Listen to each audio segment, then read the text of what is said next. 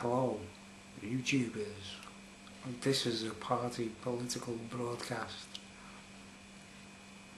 on behalf of the roller coaster ride party.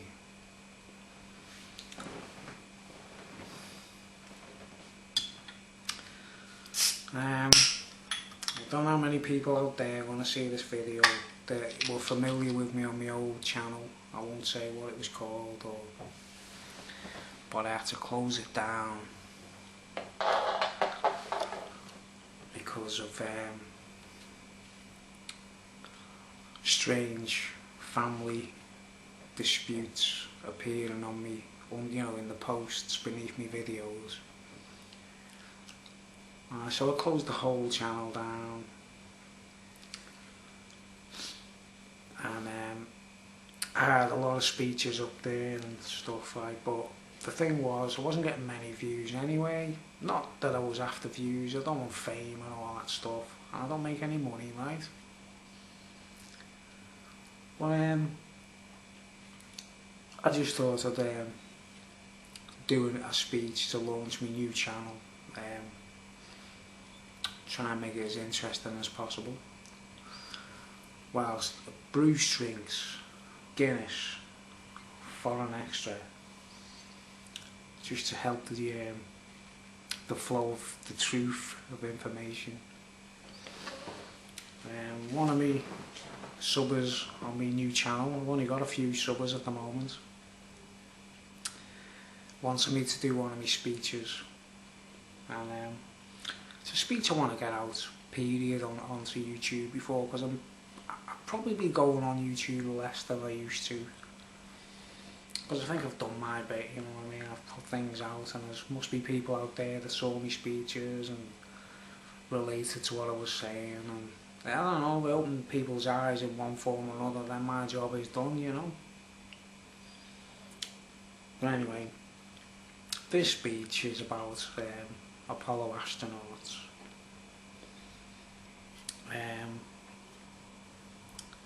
There's a lot of things out there where people say it didn't happen, or they didn't walk on the moon, or there's all kinds of different points of view relating to the things about Apollo and those matters. Before I start, I'm having a swig.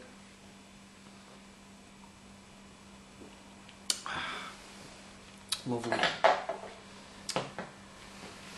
Anyway, it's a letter, and I'll print, not while I'm filming this video obviously, but when I reassemble the video before the upload, I'll insert pictures and illustrations or whatever to try and make things a bit interesting, rather than having to look at this ugly man on the screen.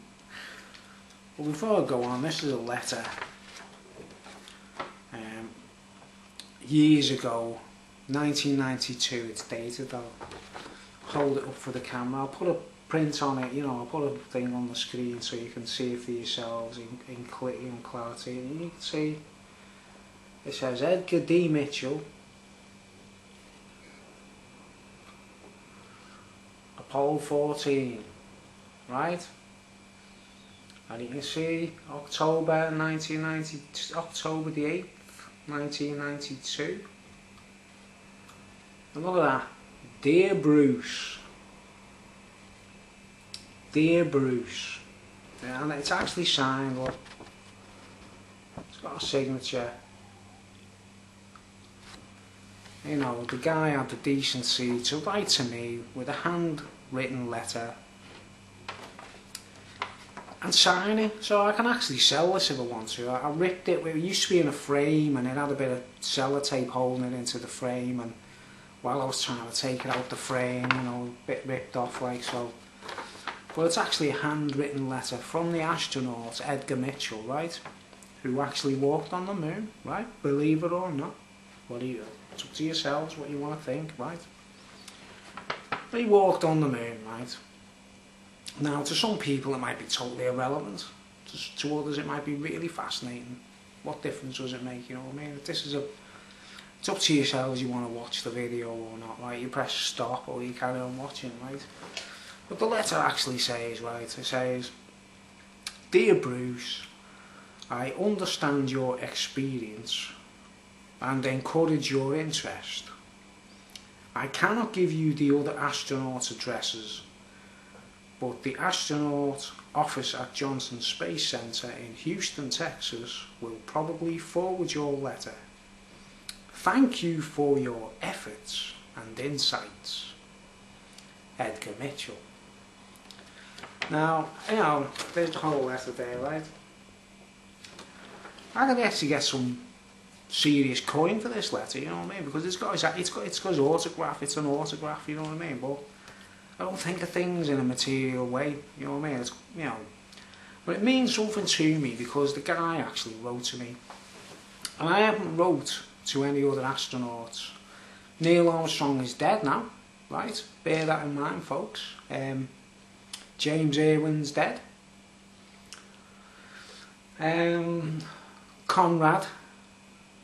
Pete Conrad, who also walked on the moon, is also departed, right? And they're all getting on. They're all getting on, right? They're all, you know, pensioners, basically. So, the point I'm making is, right, I think it's a little bit unfair, right, that people out there should, you know, throw stones at these people, the 12, oh, there's only 12 men who walked on the moon, right? Assuming that you believe that, right? There's only 12 men walked on the moon.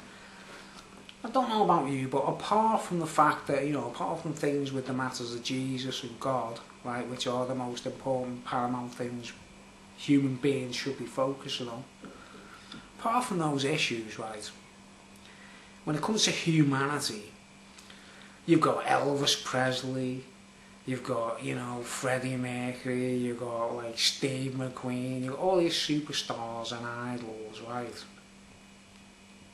But in my own personal opinion, right, out of all those people that are in the limelight or famous or celebrities and all that kind of stuff, I think the Apollo astronauts take the place of being the most interesting people in the limelight, assuming that they did actually walk on the moon, right?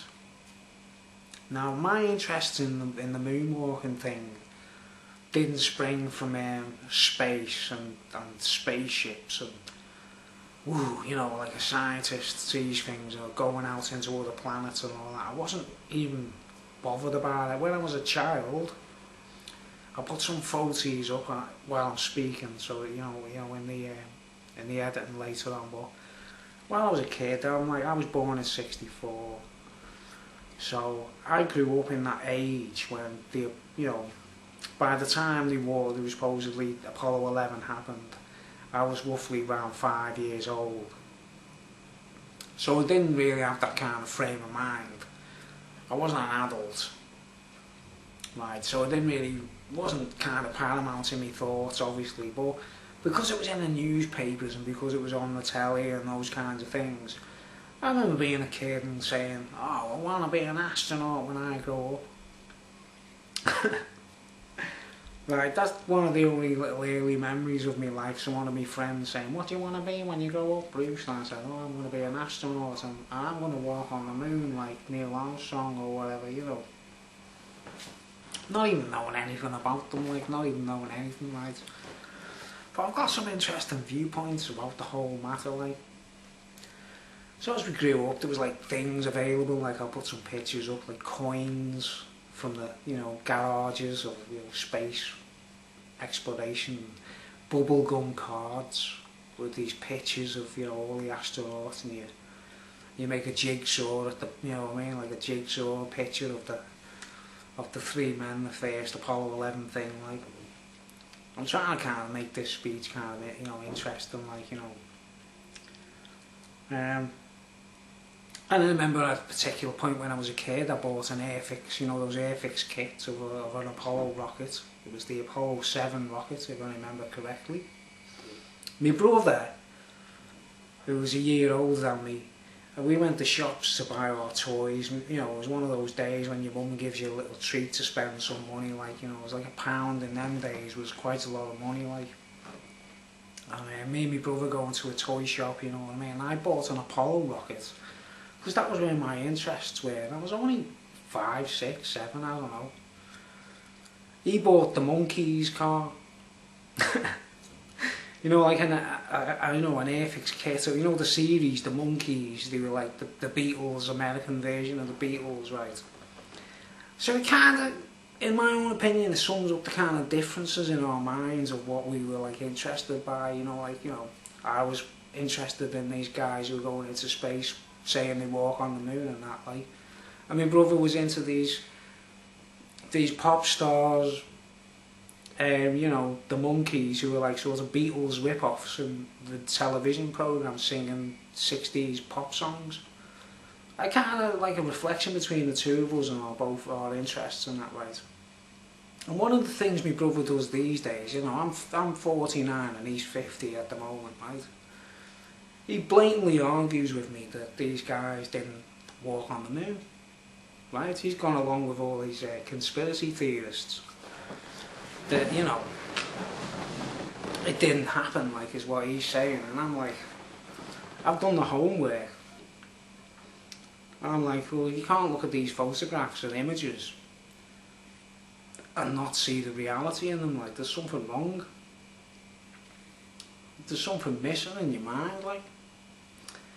But you're entitled to your opinions, guys, if you don't believe it, you know what I mean? It's up to yourselves, right? What makes it all interesting is the supernatural elements of the moon, and I'm just winging this speech, right? And I've got some notes actually, hold on.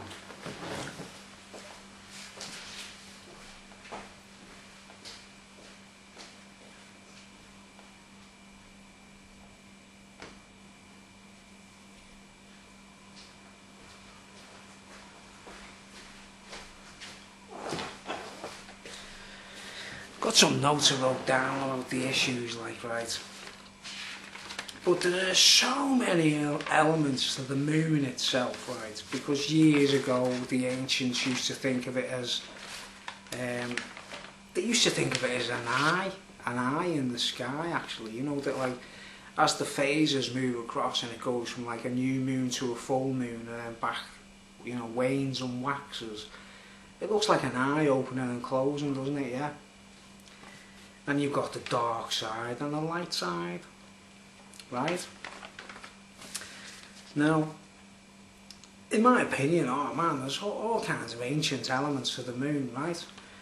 But our Lord God blocks anything that we don't need to know about, or anything that might not, you know, it doesn't, like occultism, for example, which is like a kind of worshipping the shadows, the darkness, right? And light is the opposite, and you know, God is always the, you know, I don't want to get things wires mixed up, because people got these things about, you know, Lucifer the light bearer and all that. Like, well, let's bear in mind that in the Bible, right, at certain points in the Bible, God says in Genesis, right, he separates the light from the darkness and sees that the light is good and the darkness is bad. Right, or the light is good and the darkness isn't essentially good. And that's what the moon does.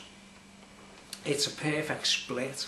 If you could be out in space and sort of stand in a position, not on the Earth, not from the Earth where we're all used to our oxygen and our clouds and our atmosphere and those kind of things, you'd see the moon in a different, like, you know, from a different perspective, yeah, right? And in particular, that's what Ed Mitchell, the astronaut, used to make a point about, saying, you see everything, they saw things in a different perspective because they were no longer on the Earth, right? So you've got to be humanitarian about it, like, and think about it, like.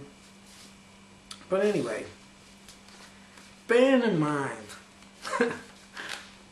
there's a thing in the Bible, like, you know, separated the light from the darkness, right? Now, none of the astronauts who claim to walk on the moon, right, were in the dark side of the moon. They had to be, the missions would not have worked. They just couldn't have done it on the kind of technology of the day where they could land in the dark side, because they would have froze to death, basically. There's no way they could have created some kind of artificial heat or whatever. It's designed that way. There are certain elements on Earth where no one can survive. Like, you can't jump into a volcano and survive, can you? You know what I mean? You can't swim in the ocean that's so many thousands of feet deep, or go down in a submarine even without the thing exploding because it can't handle the pressure. So there's all kinds of elements, right, and those elements are there because God puts them there. If you want my opinion, like, He knows everything, like, you know what I mean?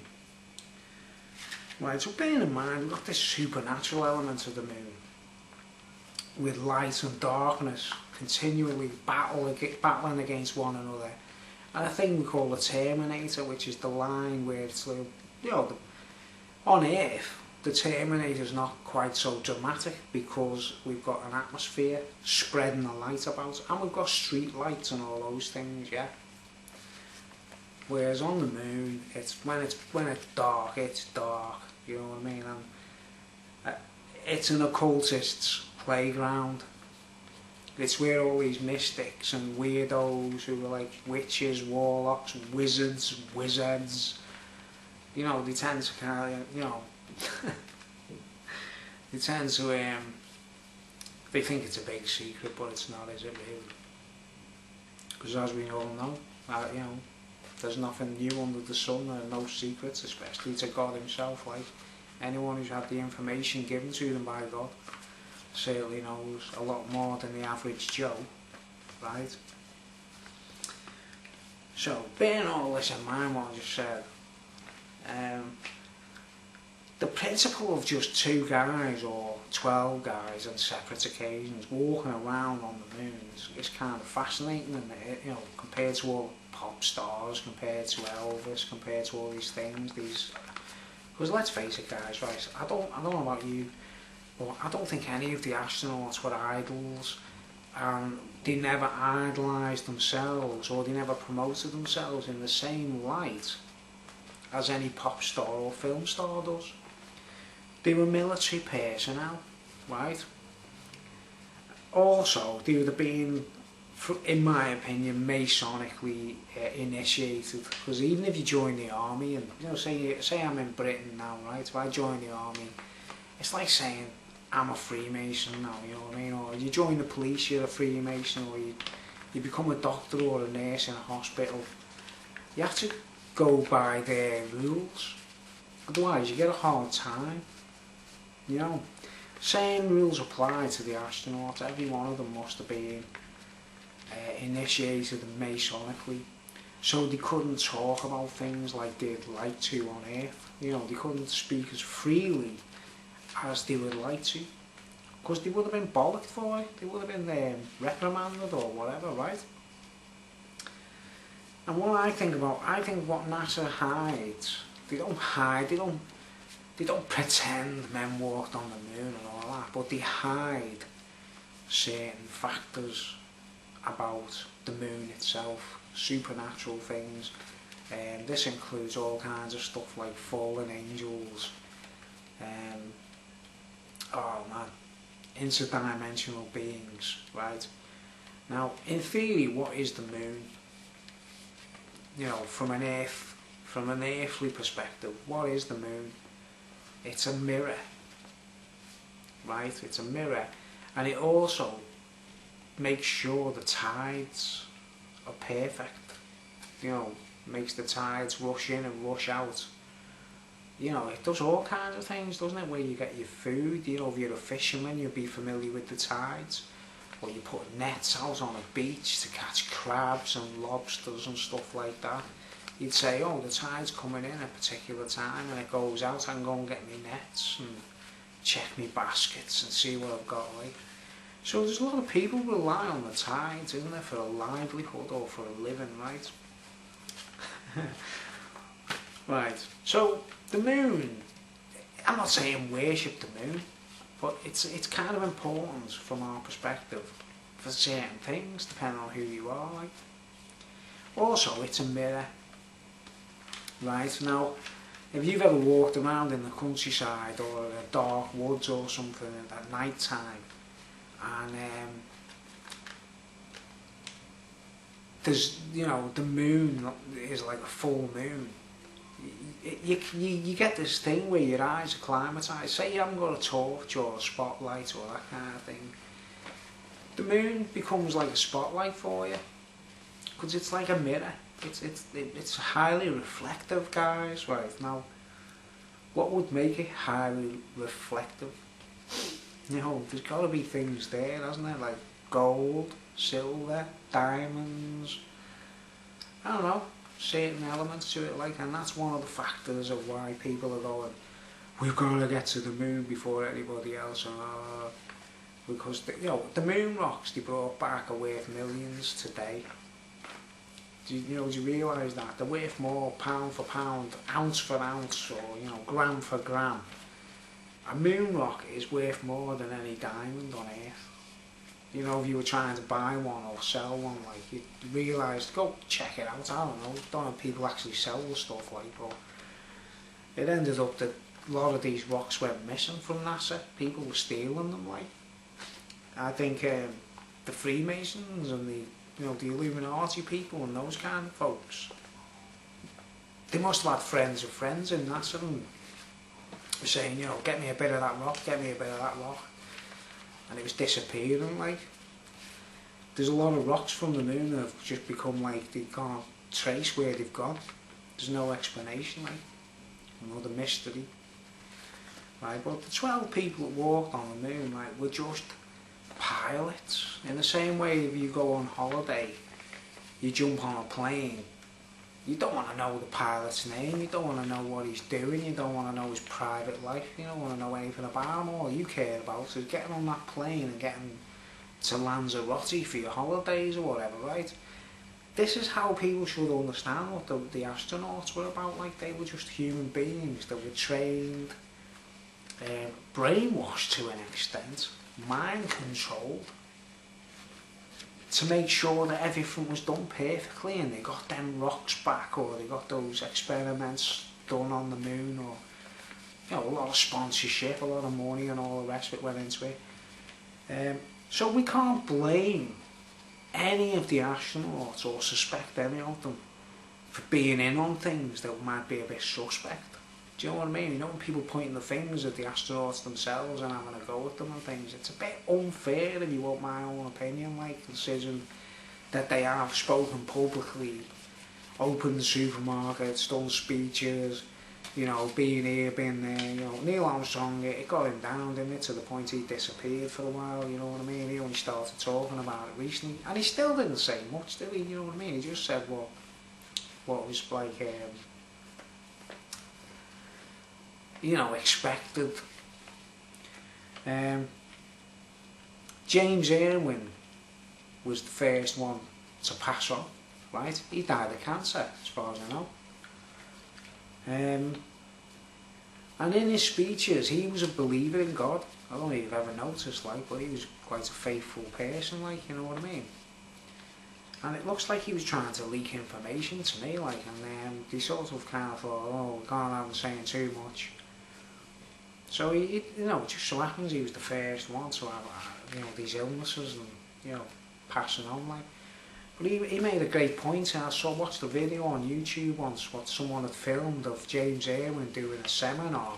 This wasn't an official NASA release or press release. This was some guy with a video camera sitting in an audience filming James Irwin doing a speech.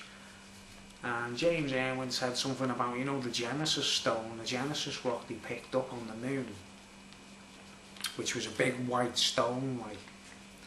Someone in the audience asked him what it was, what was it like, the stone, the Genesis rock, you know, was it like marble or, and James Irwin said moonstone. And there's a substance on Earth that called moonstone, right, that you can buy in head shops, or you can buy in bits of jewellery and stuff. And I thought that was really interesting personally. I thought, wow, they didn't mention that. NASA never said anything about that, you know, that wasn't in any of the papers, because I've read everything and scoured everything, right? Well, James Irwin says this big Genesis stone thing, which was about that big, wasn't it? You know, it was like this huge white rock that they found. And they made a big deal about it when they found it. Check out the footage, you know what I mean? There's Apollo 15. James Irwin's like, oh, we got this rock, wow. And they go, bring it back, you know, it's the Genesis stone. Well, in James Irwin's own words, in a seminar, he said, the nearest thing to what that rock was like was a piece of moonstone. Not moon rock. No, it was moon rock, but it was moonstone, the stuff that we can buy on Earth called moonstone. And I thought, wow, that's very interesting, because moonstone, right, I know I've done my homework with rocks and stuff, right, as you might well have noticed on the other channel, like, moonstone is brilliant amongst, you know, when women have periods, monthlies, if they hold a piece of moonstone, it makes them feel better. It takes away the, you know, the moodiness and the pain and the tension. Like, it's also known amongst ancients as being, you know, if your wife was about to give birth and have a baby, she'd hold a piece of moonstone, and it would kind of aid in those things. So there's a relativity, isn't there? The periods, monthlies, birth, childbirth, you know, the feminine aspect, which the moon is famous for, like the timing of periods and that kind of stuff, 28 days, monthlies and all that kind of stuff. Yeah, it's just a little interesting note to throw in, like, if I die mysteriously after this video's uploaded, then don't be surprised, innit, like. Well, anyway, my interest in the whole moon landing thing, right, it wasn't because of astronauts, space, NASA. It was pictures of the Earth. It was like, I first saw these pictures of, like, the Wirral, you know, the postcards of where I live. These postcards of, like, a satellite picture of Wirral from space. And you can zoom into it and see all the streets. Now we've got Google Earth and Google Maps, and it does all the same thing. But back then, it was quite rare to see those kind of things. And there'll be pictures that say, this is New York from space, or this is another place from space. And I thought, wow, that's quite interesting. That's like, that's from space, isn't it? Like, you know, and then obviously these pictures were taken by space shuttle astronauts and any of the space travellers.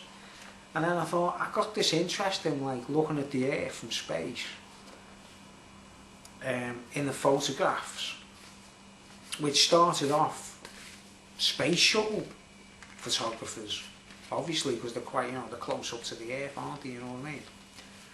And then obviously I started getting further out and thinking, wow, these pictures go any further out, like, you know what I mean? And saying, well, the Apollo astronauts took pictures, didn't they, of the Earth, looking back at the Earth.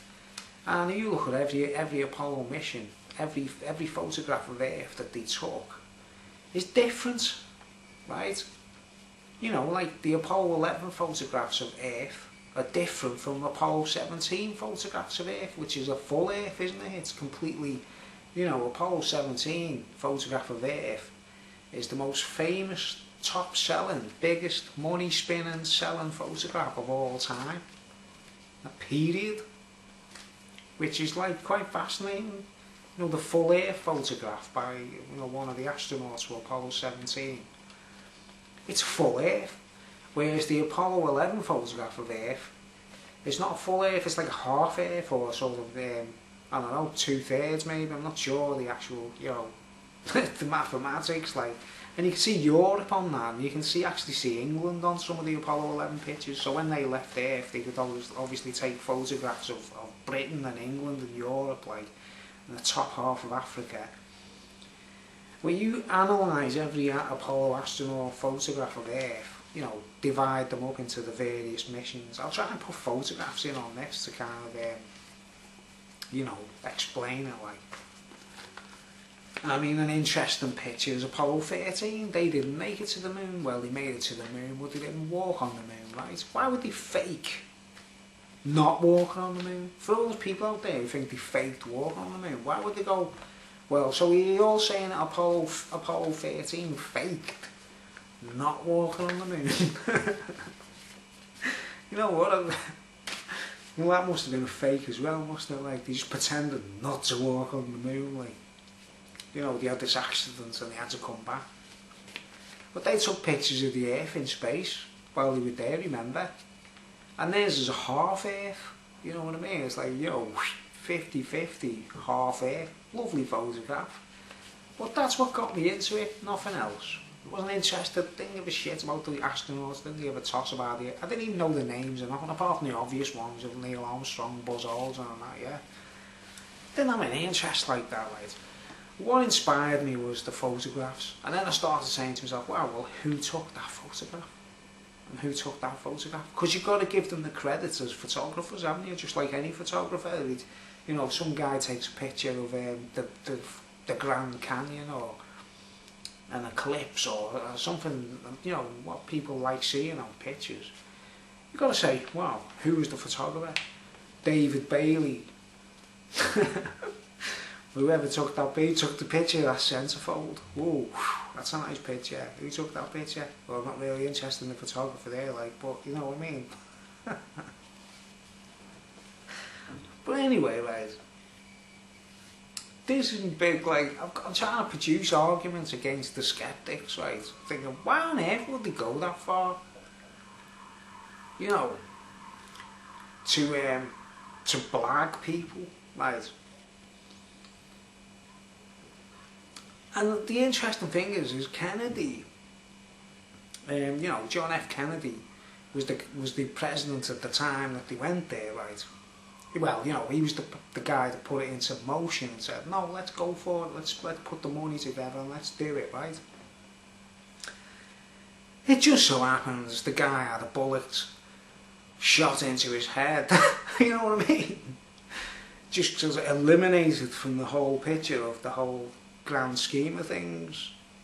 Just so happens, like, and then by the time Armstrongs were on the moon and they're receiving this phone call from the White House, it's like this guy, Nixon, who eventually got ousted for being a bit, let's shall we say, like, you know, Edgar Hoover, spying and all that stuff, like, hold on, I just got to close this curtain because the sun's shining on me big brightly.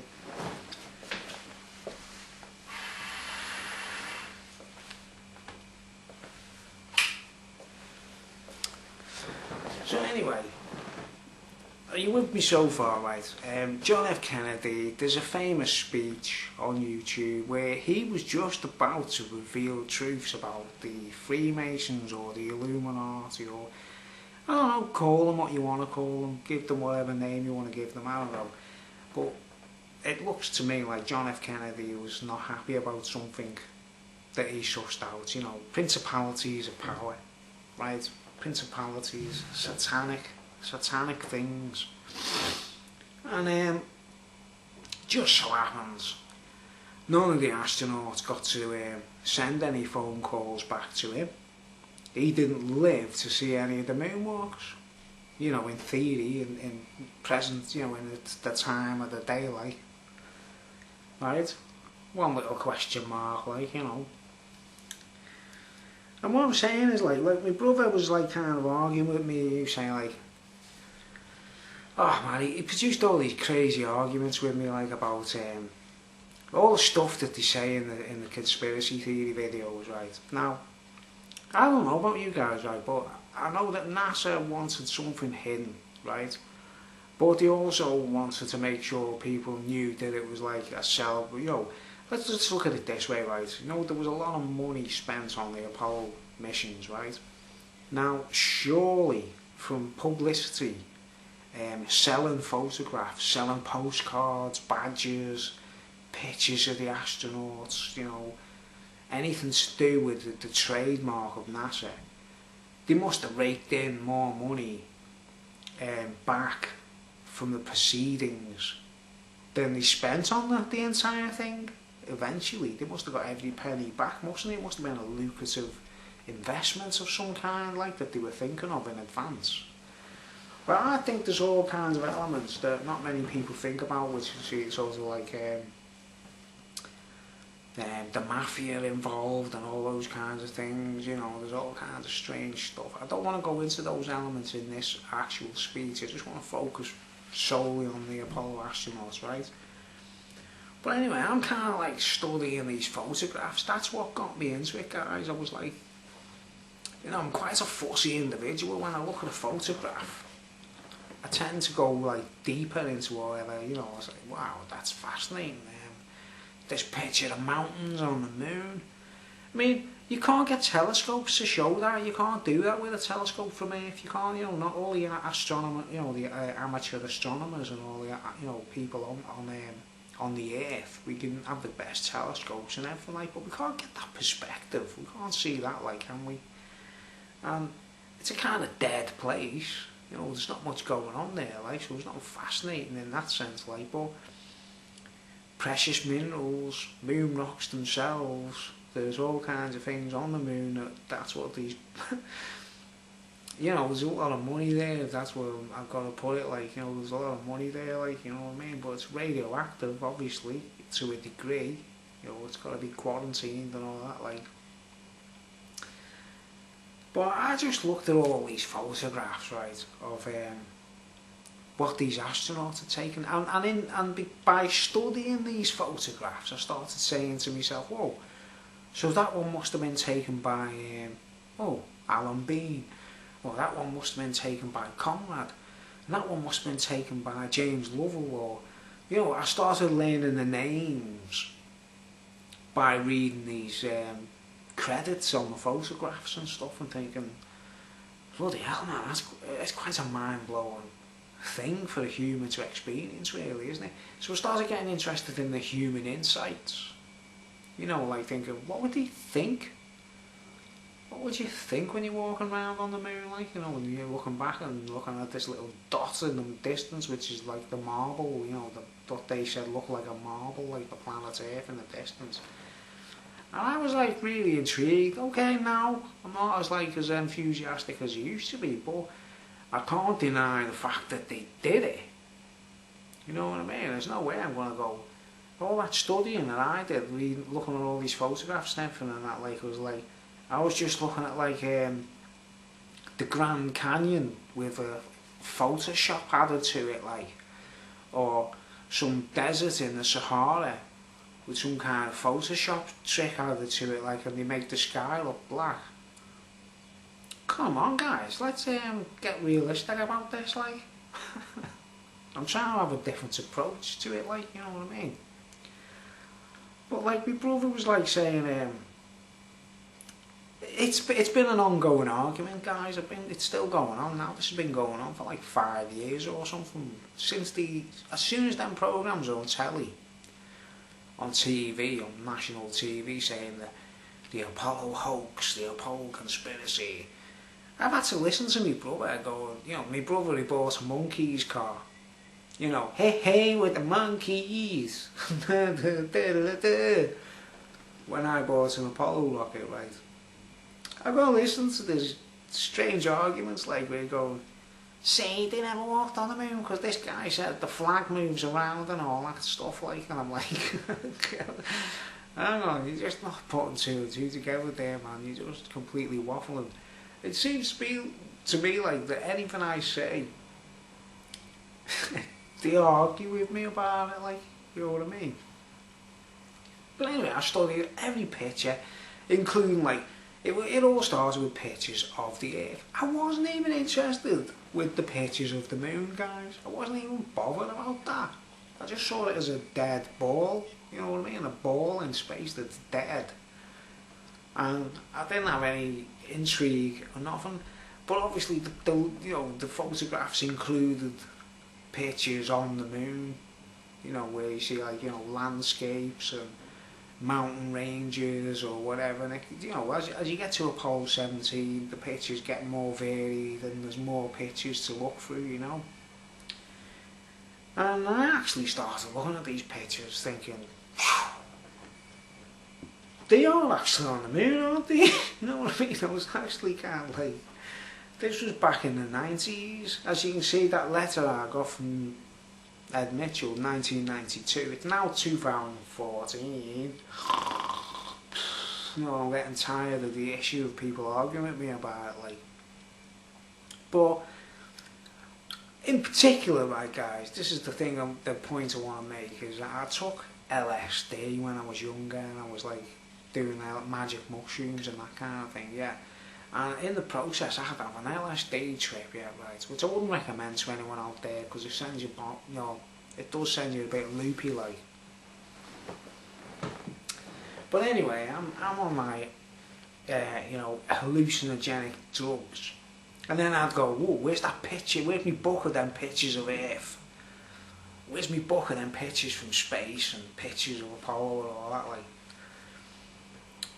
And while I was in me drug kind of state, like, I was completely gobsmacked, thinking, whoa. Now, because it's totally different than when you're looking at things when you're just completely straight, guys, you know what I mean? When you're not intoxicated. You tend to see things on a different level, like. And believe it or not, when I actually wrote the letter to Ed Mitchell to ask him a couple of questions, well, I didn't actually ask him any questions, I just kind of told him my insight as to what I thought, and I was quite grateful to him for the fact that he was quite, he was more of a, what's the word? It was like a supernatural realm he was interested in, wasn't it? You know, like ESP and those kinds of factors, like. So I thought that's why I wrote to him in particular.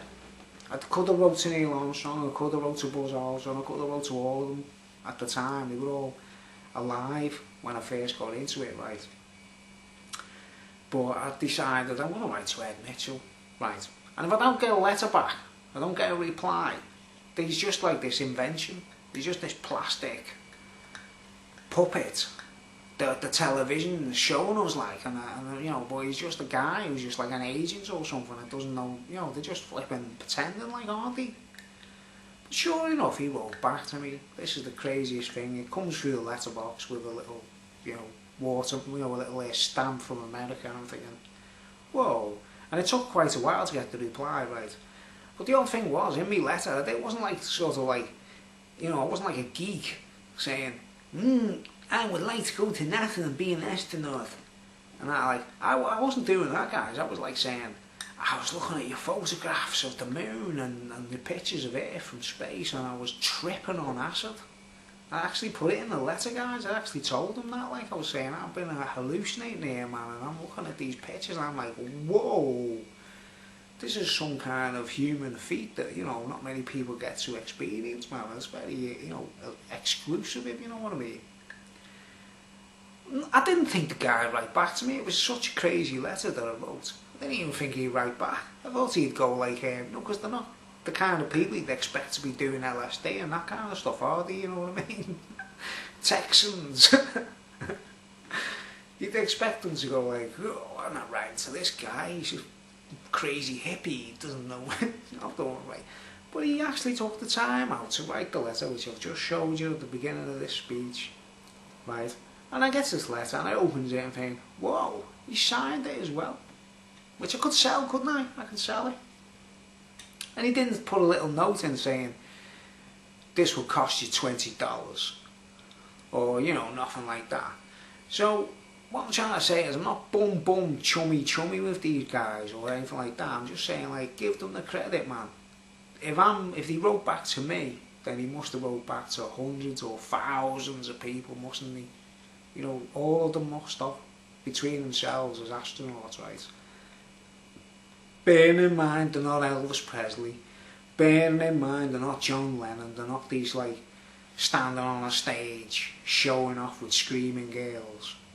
They're just these guys that, like, you know, happen to be the people that were chosen to go, leave the earth and go into that, you know, that sort of, I don't know, is it boring, is it fascinating? It's up to yourselves, isn't it, what you think, like. But considering the guy wrote back to me, right, I thought, that's a really creditable, noteworthy act, from my own opinion, considering I told him I was on LSD and all that kind of stuff, like. Right? So, top marks to Ed Mitchell there, right, give him the credit, and he's the one that's most interested in the sense of like, he's trying to say as much as he can about Roswell and stuff like that, isn't he, but he doesn't want to, they're all Freemasons, mate, you know what I mean, they're all, they can't talk about things too much, or they'd get the, you know, if you read anything about Freemasonry guys, what they have to say in the vows, they get their throats slashed and their hearts torn out and thrown into the sea and all this kind of crap, if they say anything that they shouldn't. You know, bearing in mind. Alright, so I'm trying to say, like, have I made any valid points here so far? Like, I know I'm not really doing much in the sense of, like, scientifically, like, but what I'm saying about the actual, you know, did these guys go there or not, right? Now, one of the points my brother made to me in his arguments, right, and there's this other kid, there's this lad, this dude on YouTube, I'm not sure of his name, I'm sure one of you can point it out to me, his name, I'll put it in the description or whatever I can remember, like, but he's an Australian nerd that goes out to prove that the moon landings weren't real. This geek, this nerd from Australia, I don't know his name now, but he's quite famous on YouTube and his videos are ridiculous. They don't prove nothing, man, they're just ridiculous, right? But he recently comes up, they send this thing in orbit around the moon, this recent thing of the, you know, the orbiter around the moon that photographs the Apollo landing sites, right? From above, from, you know, from thousands of feet up, the equivalent of, like, you know, high up in orbit, like, takes these little tiny pictures, ding, of the landing sites with the footprints or the tracks and the, you know, the landers and everything, you know, the things that were left behind and that, like. And then this Australian nerd comes on, going, oh, I can't remember what his actual words, but he's going like, that they're not showing much detail. I'm like, what do you expect? They're in orbit. It's like, it's a satellite with a camera taking photographs by remote control. It's not a guy landing there, is it, or flying over there low altitude. They're flipping quite high up, right? These photographs, which I'm uploading, I'm going to be putting into this video. I'll put the, you know, pictures on as I'm talking, so you know the pictures I'm talking about with the zooming in and all that, like, because they are from high altitude, guys. Let's think about that, right? It's an orbit around the moon. But this knobhead, this Australian kid, and I don't know, he might be just too young to understand or whatever, or he just wants to make some money, like, or something, I don't know. He starts saying these things like, man, you could look at any rock or anything that you could claim it was a lunar rover stand. What do you call it? A lunar module stand, you know, the bottom part of the lunar module, you know. Oh man, it's just the most ridiculous things, you know.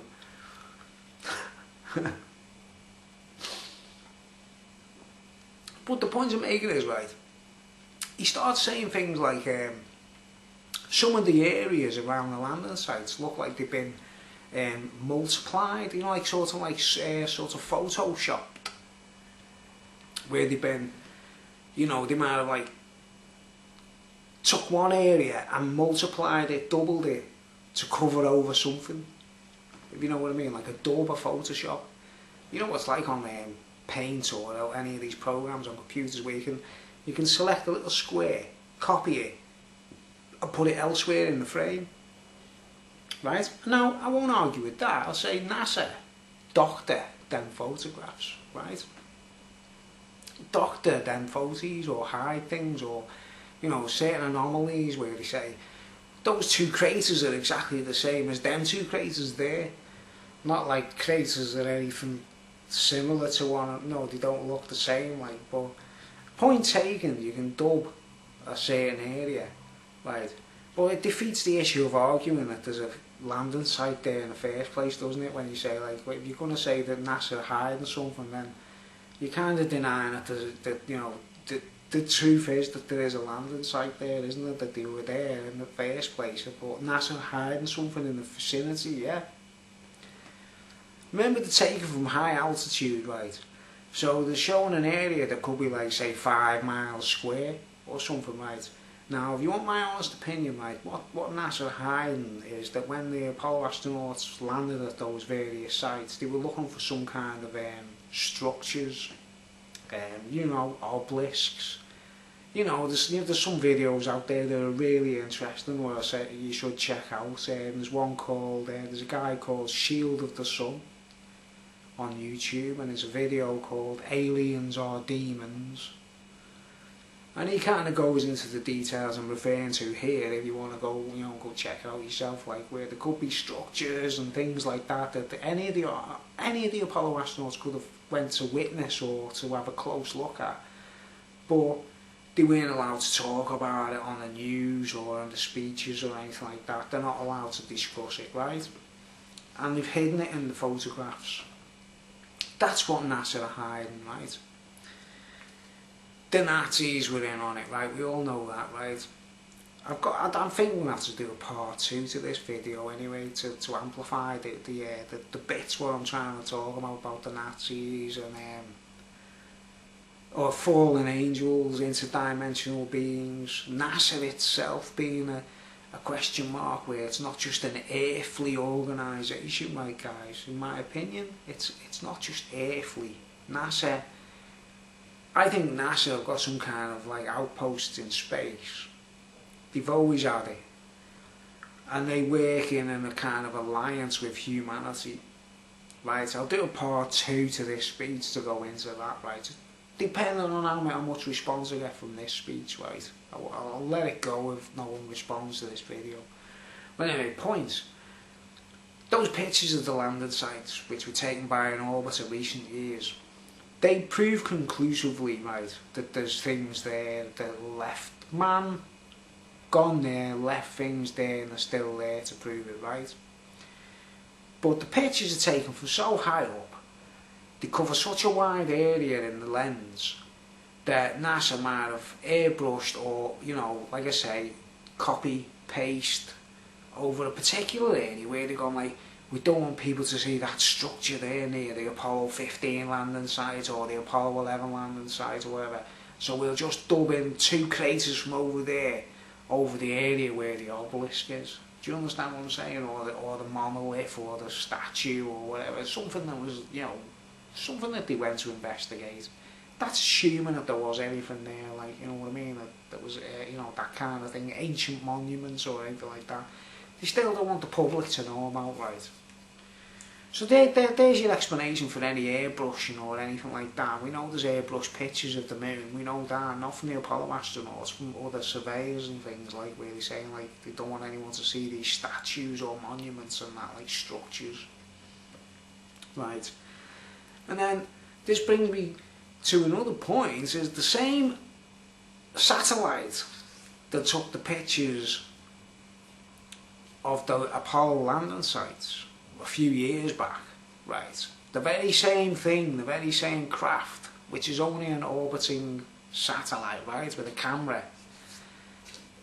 It also took pictures of the Jade Rabbit landing site, the Chinese space program, which we all witnessed, or, you know, we all saw the news and all the rest of it going like, China have put a rover on the moon, which is a big achievement for them because of the financial barriers and all the rest of it, like, but just to get something there and functioning is a bit of an achievement, isn't it, if you know what I mean, and taking pictures or whatever, right? But the thing is, right, my brother, with his argument, right, just like all the other, just like the skeptics out there, he said to me, well, China said, I saw it on the news or I saw it in the paper or something like that, you know.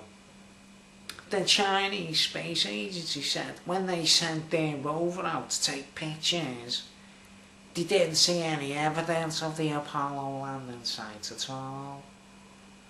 Right. I'm going to prove...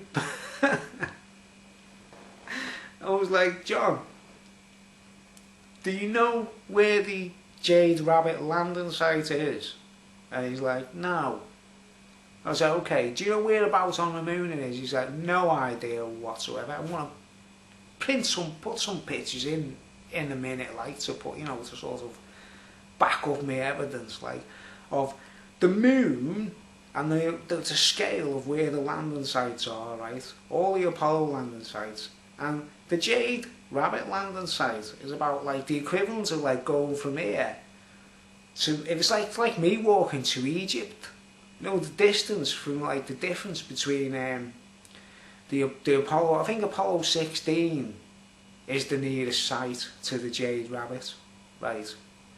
That rover, the little thing running on solar power with a little camera on, is never going to be able to wheel all its way to the nearest Apollo landing site and go like that with its camera, you know. There's an Apollo flag there or whatever, like, there's a stars and stripes there or whatever, like, right? Do you understand what I'm saying? Right, check it out, guys. Go and look. I'll put the pictures in now on this, you know, on this video, so you don't have to look it up, like, if you don't want to, like. But the Jade Rabbit landing site is like I say, it's like the equivalent of what. It's like me here sitting here. I get out my chair and I think I'll go and walk to Egypt from Merseyside in England. You know, it's like it's thousands of miles. Thousands of miles from the Jade Rabbit landing site to the nearest Apollo landing site. But my brother has to go. This is the kind of stuff I've got to deal with, guys. This is the kind of madness I have to listen to. It was like, yeah, well, the Chinese said that they didn't see any evidence of any American astronauts on the moon because the rover went round and had a look and there was nothing there. So yeah, it just travelled like 500 to 1,000 miles, did it? Like, yeah, of course. Right. Because, like, whatever the Chinese are interested in, right, they put their landings. Why did they choose wherever they go? Why did they choose where they go? Why didn't they land the Jade Rabbit right by Apollo 11 landing site or Apollo 17 landing site so that they could photograph it and all the rest of it? They didn't do that. They went elsewhere. It's another place completely. Don't know why. That's not for me to. I'm not here to sit down arguing between China and America, am I? You know what I mean? But I just sort of briefly sort of skimming the surface of this whole stupid argument, right? That my brother hasn't got a clue what he's talking about because, hey, it's the monkeys. We're the monkey around. You know, we want to watch the monkeys. You want to watch the monkeys and not pay any attention to anything what's going on the moon. Like, that's up to yourself, innit? Like, you want to buy the latest Beatles records or the latest Monkeys records or the latest Elvis records or whatever. Like, and I'll go out and listen. I'll read pictures of Apollo and study the photographs of people that walked on the moon instead. And another interesting note is, right, that while Apollo 11 was happening, the Russians simultaneously, brings the Russians into the picture, right? The Russians simultaneously had a rover also. They didn't send any men there because they didn't have the technology. They didn't have the technology to make the suits and that kind of stuff and the landers and all that, right? But they did send a rover there, didn't they? Which was, you know, the pie, you know, the thing that looks like a pie on wheels. I can't remember the name for it, like, but it's called, you know, the pie in the sky, like. The pie was going around taking photographs of the surface of the moon simultaneously while the Apollo astronauts were, you know, while Apollo 11 were on the moon, like, you know. And the Russians tracked the Americans. They tracked all the, you know, radio signals and all the rest of it, confirming that they walked on the moon, right? The Russians didn't argue about it. The Russians didn't say the Americans haven't walked on the moon or just lying. They were like gobsmacked that they were able to do it. Do you know what I mean? But they had Nazi help and all the rest of it, obviously. You know, there's a thing with the Nazis, right? There's certain inhumane factors, right? I'd say, I mean, check out Iron Sky and the swastika base on the moon and that kind of stuff. Like, you know, there's all kinds of weird stuff out, clues out there to say, what are you all trying to keep quiet, guys? Right? But also, Jodrell Bank which is a space telescope in not far away from me actually, in you know, in England. That also picked up signals and radio signals confirming that they landed on the moon as well. You know what I mean? When it was all happening. Another important note is in England, none of us, I was only 5, I was in bed, I had to be in school the next day, but when Apollo 11 happened, right, none of us seen it on television. If anyone tells you they saw Neil Armstrong walk on the moon on the telly when it happened live, and they lived in England, they're lying, they're telling lies, because it wasn't broadcast. They had an all-night thing where they were just being relays were being fed back to British people sitting in a television studio via radio links, because they didn't have the ability to transfer the television signals, you know what I mean? We didn't see it as it happened. I mean, you know, people older than me didn't see any of it, like they saw like, what's it called, highlights or whatever the day after and things, or that kind of stuff, yeah. It was Australia and other parts of the world could get it live while it was happening, like, you know, and America, obviously America had it on their tellies live, obviously, you know. So that's another factor. And what was the other factor I'm trying to amplify, like, oh man, yeah, you know what I'm saying, no one saw, oh that's it, like, when I was a kid, when I was a child in school, when all these things were happening, right, I was in primary school, I was like 4 or 5 years old, my only memory of seeing anything as it was happening was probably, it was more than likely, it wasn't Apollo 11, it was 1972, so it would have been Apollo 17, right? And we were in school in our classrooms, and it was daytime, and we was like, you know, 2 o'clock, 3 o'clock in the afternoon, something like that, maybe 1, 2 o'clock in the afternoon, and the school teacher come into the room and said, hey kids, do you want to go and sit in the hall and watch the telly and see the astronauts on the moon? And we were like, yeah. And they took us all into the hall, and we all sat down, and he had these tellies, I don't know if you remember them in England, you know, in Britain we had these tellies on a stand, and they had these doors they'd open, you know, and they were only black and white tellies as well, guys, it wasn't colour TV, right? We didn't have a colour TV at home neither, right? And, you know, they opened this screen, little television, like, and we're all sitting on the floor looking up at this telly. And it was the live transmission, it was a live television transmission of them walking around. It wasn't the actual setting foot or that kind of thing. It was, you know, and the other way they waffled to each other, the astronauts, like, beep, beep, you know, that kind of stuff. And the live transmission of them walking around the moon, which was more than likely Apollo 17, right, guys. That's my only memory of seeing an actual walking around on the moon while it was happening, right? But it wasn't just me, there was a whole school of kids all sitting down on the floor, all just go, whoa, these guys have got spacesuits on walking around on the moon. More than likely Apollo 17, right? Could have been 16 or 15, but it's more than likely 17 if it was not, you know, because it was 72, 1972, about that year, yeah? Right, so I saw that while I was on the screen, yeah. But this is one of my weirdest memories, right, guys, right. I came home from primary school, which used to be about 3:30. At 3:30 every day, we'd be let home from school. And I remember getting back in to school, and my mum was cooking the tea. And there was no one else in the living room, right.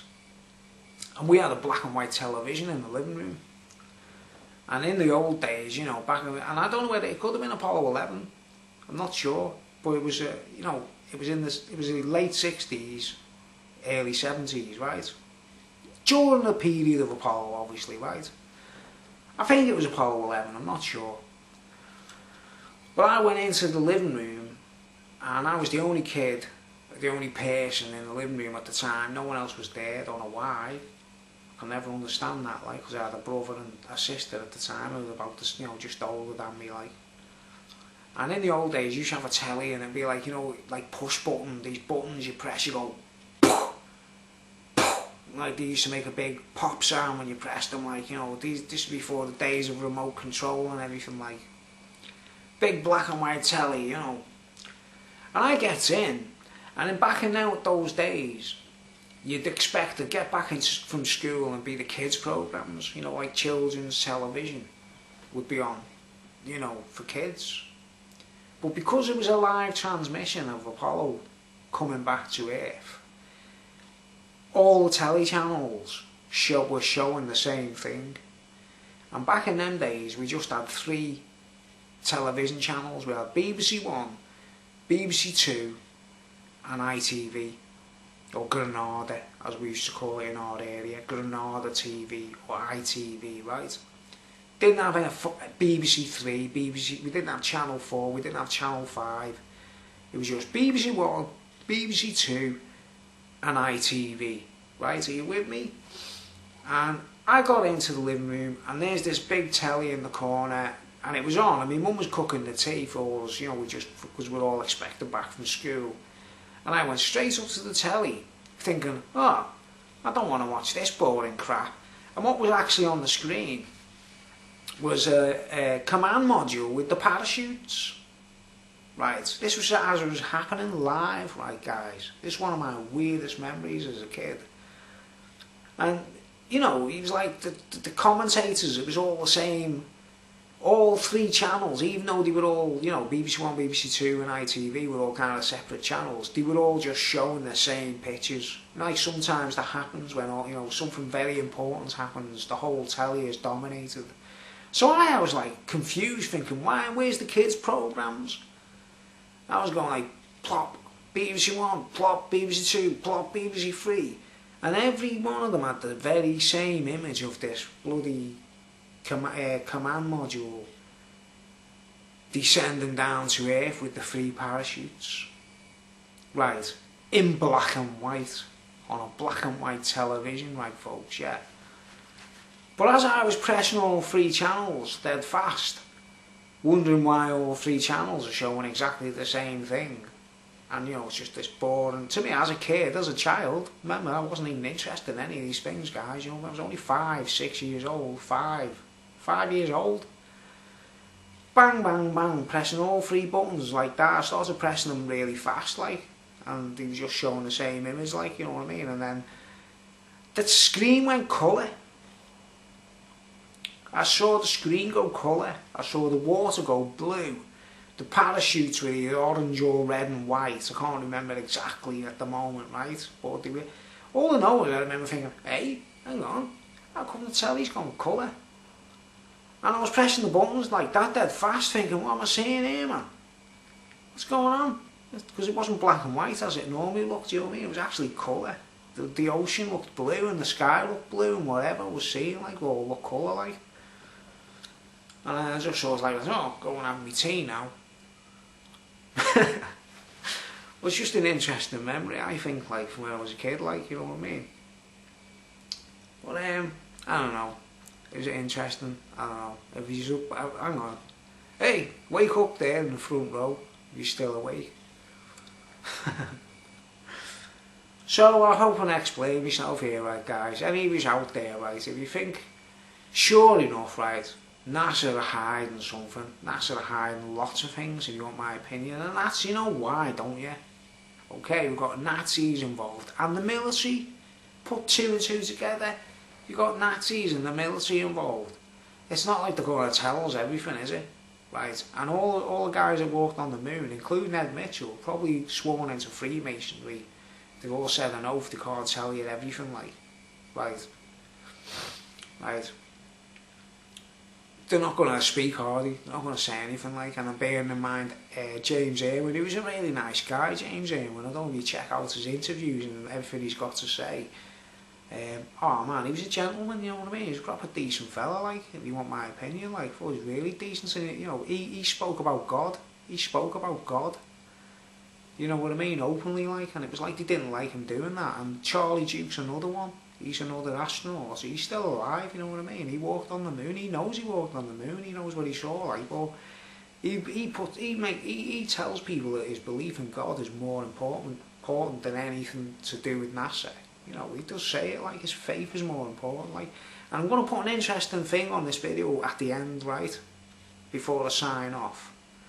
But I think you bully these guys. I think you're out of tune. You know you know that documentary, the astronauts going angry, where this guy does this dirty journalism, and he's really kind of like trying to stump the and you see Buzz Aldrin punching this fella, like, you know what I mean? And I don't know his name. I don't even want to remember his name, to be honest. Like, it's gutter journalism, what we call gutter journalism, where the astronauts agree to speak to them, give them the time and space to interview or whatever, and then he starts sort of like going, how come this is not right, and how come this is an anomaly, yes, how come this, and he starts like pulling the rabbit out of the hat all of a sudden, like, when they least expect it. Like, it's gutter snipe journalism, like. So I think you should give the credit to the astronauts for speaking as much as they do, and for revealing as much as they do. But they're all mind controlled, you know, guys. They were more mind controlled while they were on the moon than any other humans and at any other time, because there would have been like businessmen, rich people,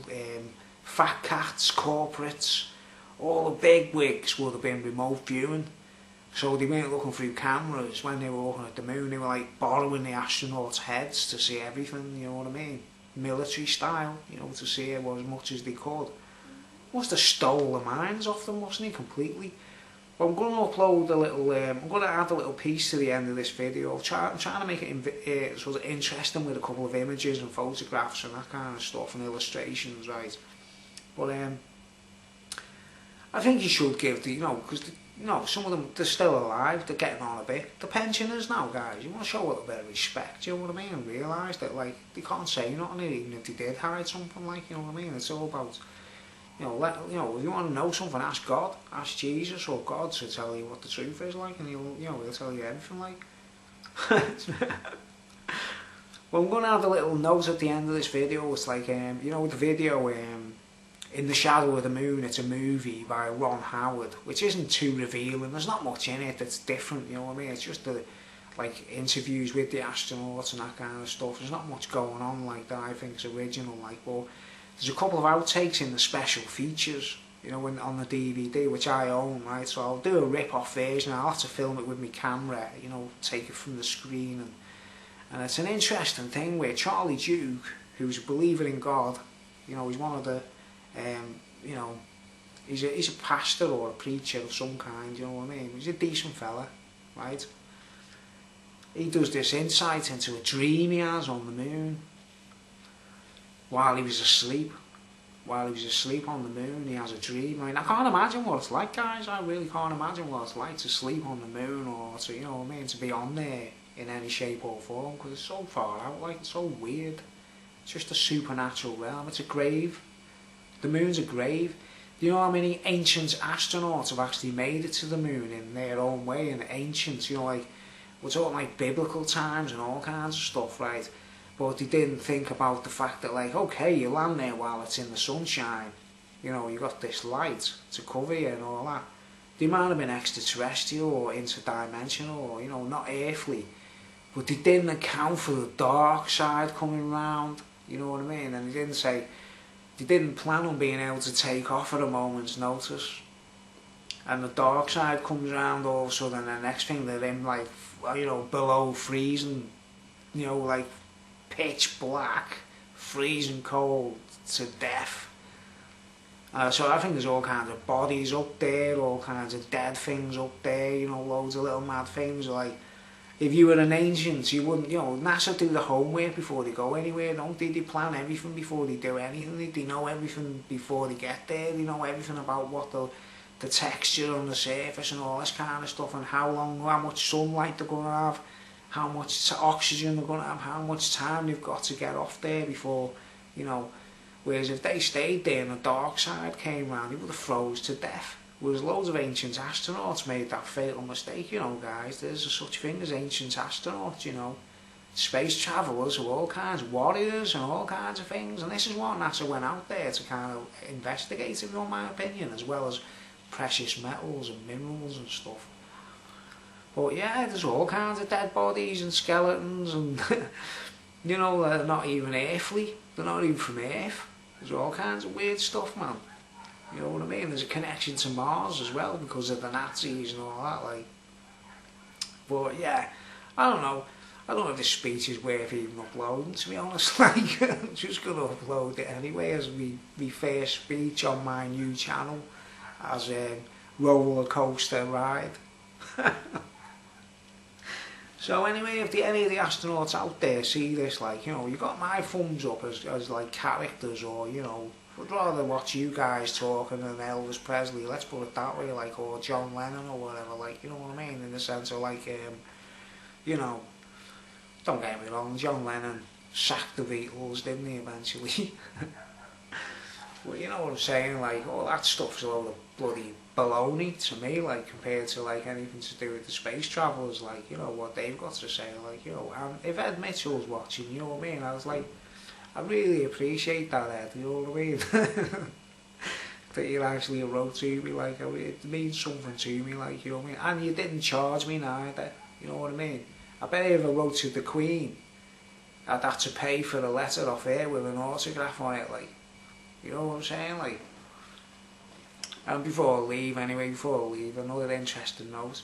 If the two astronauts that walked on the moon first, Aldrin and, you know, Armstrong, if they weren't for real, why did the Queen want to meet them, like, as soon as they got back?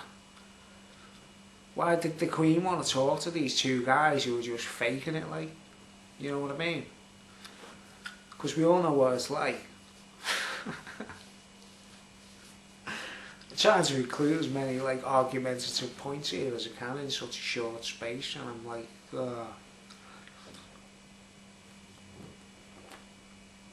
And then my brother's watching, like, you know, which is not likely because he doesn't know about my new channel. None of my family know, like, I had to, you know, didn't tell anyone. You know, when my brother does get to see this, you know, do your own work, man. And I'd rather do what I'm doing and watch the monkeys any day. Hey, with the monkeys. So anyway, I'll upload this video as soon as I can with some photographs and Charlie Duke speaking about his dream on the moon, which is quite interesting, I think, and I hope to, you know, it's not I don't want any copyright wrangles. I don't want anyone getting on to me about, like, trying to sue me, like, because it's going to be just filmed with a video camera, like, cheap budget, like, but so you can hear what Charlie Duke has to say anyway. But anyway, thanks for watching. Any arguments, any agreements, post below. If that Australian knobhead, that nerd in Australia wants to have a public argument with me about any of it, like, you know, it's up to yourself. Like, if you want to be stumped, you know what I mean? Be prepared to be stumped. Thanks for watching. If I forgot anything, I'll do a part 2 anyway. I mean, part 2, if I do a part 2, if people are interested, it's going to be about the Nazis and the moon and stuff, and the things that I think NASA are hiding, okay? A big Navy salute. Sayonara.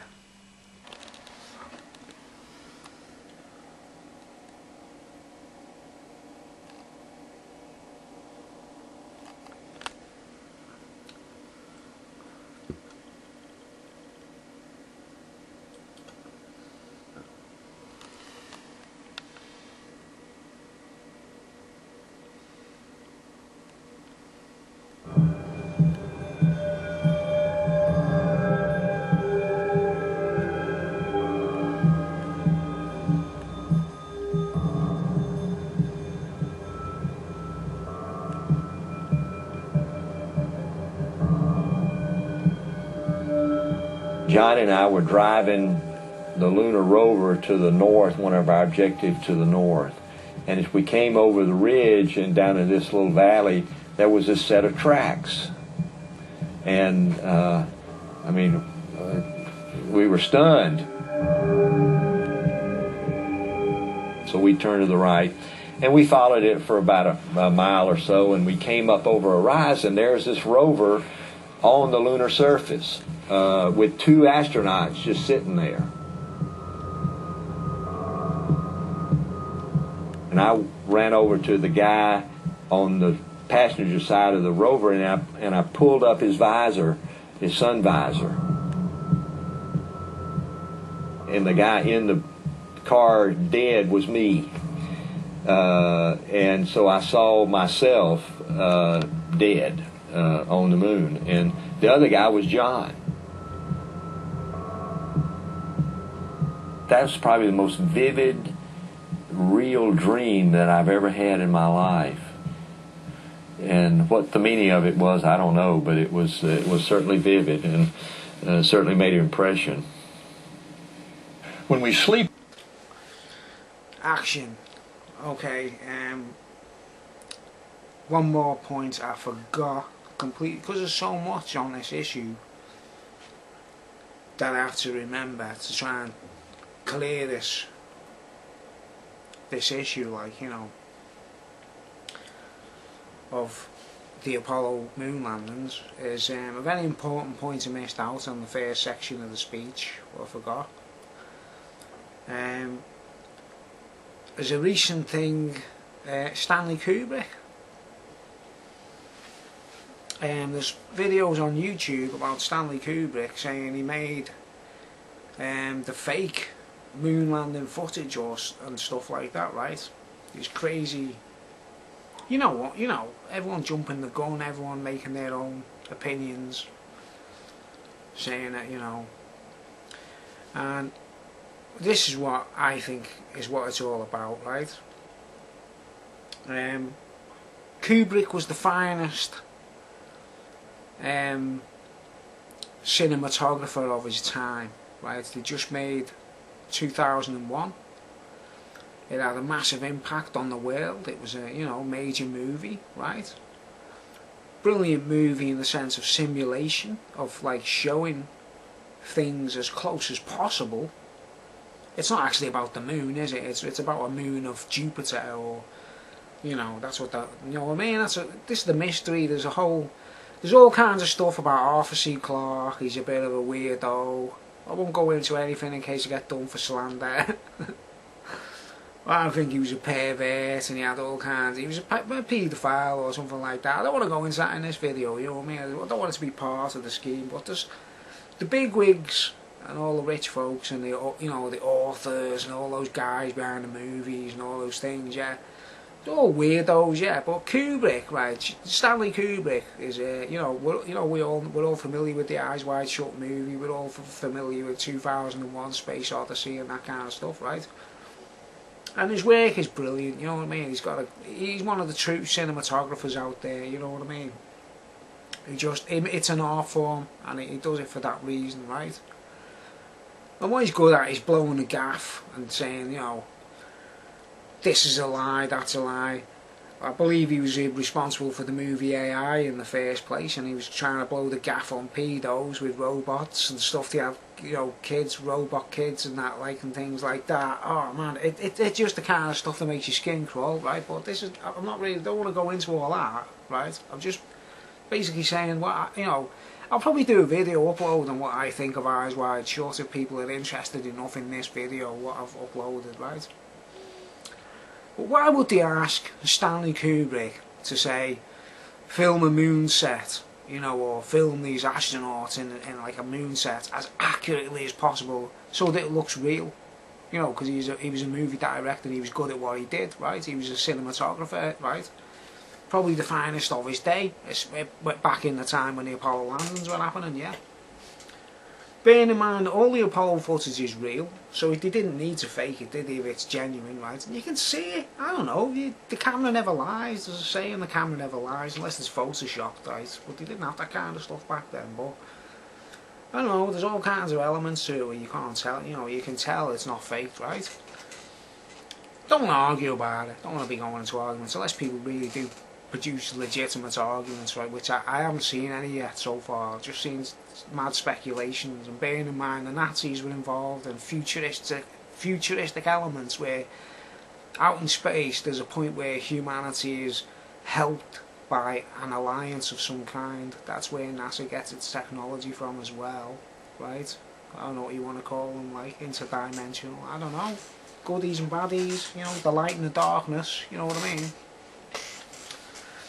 But I think Kubrick was called into the picture, right, because he was the best at what he did.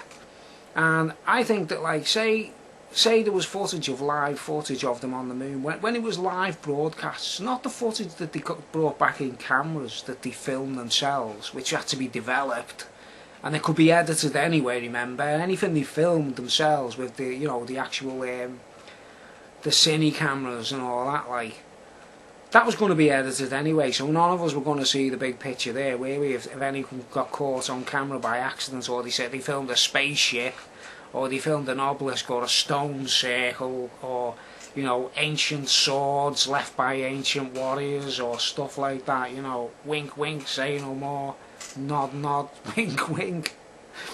Ancient suits of armour and helmets and shields and swords left by ancient space warriors and ancient astronauts and that kind of stuff. Like, you know, if they caught any of that on camera, there was going to be you know, people analysing everything and cutting that out anyway before it reached the public.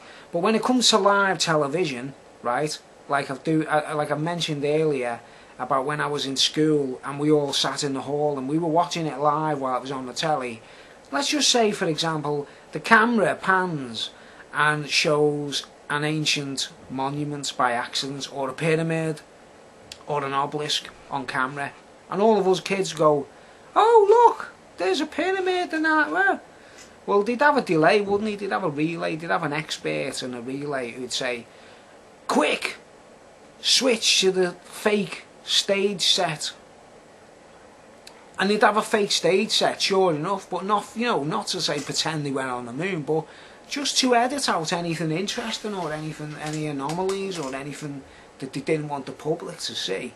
And Stanley Kubrick was probably asked to make that fake stage set, you know, like a mirror image kind of thing, like a complete, like, replica setup, and they'd mimic the astronauts' movements and everything. They'd need a director and a choreographer and everything to sort of make sure that the phony astronauts were standing in the same positions as the astronauts on camera on the moon, you know what I mean? And, you know, bearing in mind the television pictures aren't as clear as cine footage or film that's taken out of camera and developed. Anything that was live broadcast, I mean, even if you watch a football match from the 70s that's broadcast live, you'll see it's not very clear. You know, it's not high definition or anything like that. Or if you watch a, you know, coronation or anything live, anything broadcast live on television in the 60s or the 70s even up to the 80s is kind of like misty, poor quality, yeah. So it would have been very easy for Kubrick to make up this stage set and have the cameras sort of fuzzy and whatever to look the same. And then, you know, they catch an obelisk, a monolith, a pyramid by accident on camera, and some guy in Houston says, "Flick to the replica stage set quick, because we just, you know, we've allowed a certain thing and we don't want anyone to see." So in steps Kubrick with his stage set, and it's like, says, "Action!" And then there's, you know, there's all these phony astronauts acting and pretending on a phony stage set, where there's obviously no obelisks or not like that, but it's very easy to, you know, simulate like the grey background and the black sky, isn't it? You know what I mean? It'd be quite simple really, but they'd need a master of the eye, wouldn't they? A master of the camera to make sure it was perfect, so it looked exactly the same as what they were flicking from. So, you know, I don't know, you got that point, do you understand what I'm saying there? Why I think Kubrick was involved in the whole thing, like. And then bearing in mind, if you want to see my analysis of what I think of Eyes Wide Shut, whew, you know, the moon is a mirror, right? There's a whole connection there, guys, right? I haven't even seen The Shining. I haven't even seen that movie myself personally. I'm like nearly 50. I'm 49 years old and it's 2014 AD. I haven't even seen The Shining. because I didn't think it'd be much of a good movie. Do you understand? I'm not really interested in Kubrick to that extent. I'm just kind of like, I saw Eyes Wide Shut by accident, and it blew me mind because of what he was telling us. You know what I mean? Because of what he was revealing. Like, yeah. Apparently in The Shining, there's all kinds of hints about Apollo 11 and stuff like that. And oddly enough, there's a pair of twins in it, isn't there? There's two girls that are supposed to be twins, and you know, they're supposed to be ghosts, aren't they? The ghosts from the dead, you know what I mean? But they're identical. When the camera's on them, don't they look like a mirror? Do they not look like a sort of mirror image of one another? Like, so it's one girl standing right next to a mirror, right? Bearing in mind the moon is a mirror and a cultist mirror and all that kind of stuff, yeah. But yeah, that's my thoughts, that's my reflection. If Kubrick was involved in making a fake moon stage set or fake astronauts and all that, it was just so that they could flick the camera to a stage set if anything happened crazy. If an alien walked past, if a fucking... Oh, I got this far without swearing, you know what I mean? I swore like... If an alien grey walked past, or a spaceship flew past in the background, or what the astronauts used to refer to affectionately as critters. Critters, wink wink, nod nod, say no more. The astronauts used to say, oh no, there's critters going by there. You know, they'd say critters like, and I think they were talking about actual living creatures of some kind on the moon, yeah.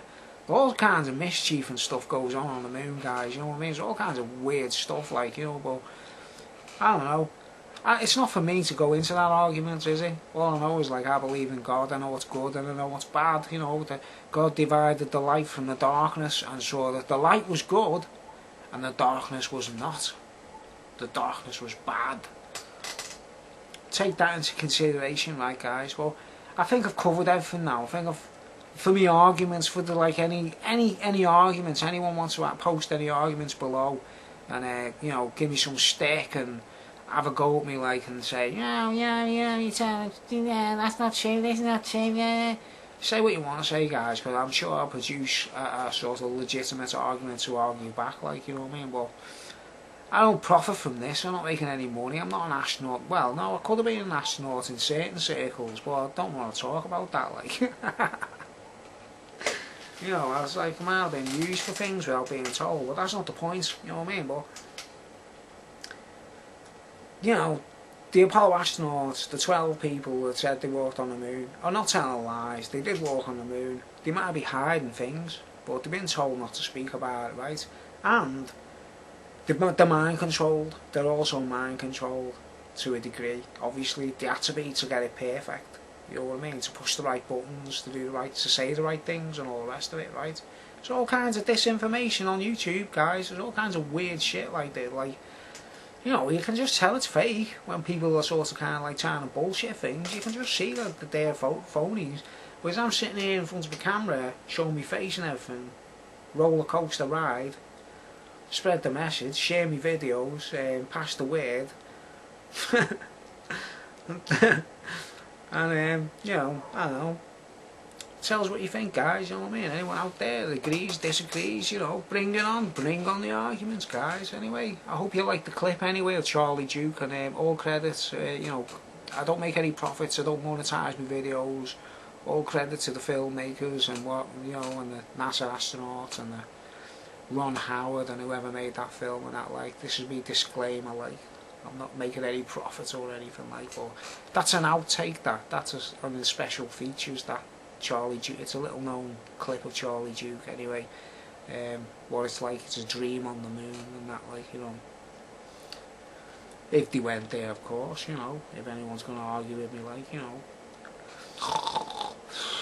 oh, wake me up when they've gone, like. Alright, thanks for watching, cheerio, sayonara.